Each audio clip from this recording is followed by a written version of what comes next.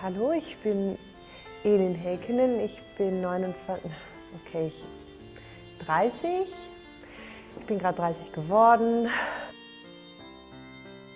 Ein Mann, der muss gut aussehen, klar, auch, und dass der sich halt auch selber ernähren kann, finde ich wichtig.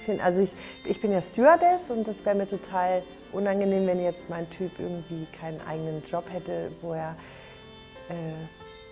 Geld verdient. Deswegen ist das eigentlich ganz cool, wenn er selber auch Geld verdient.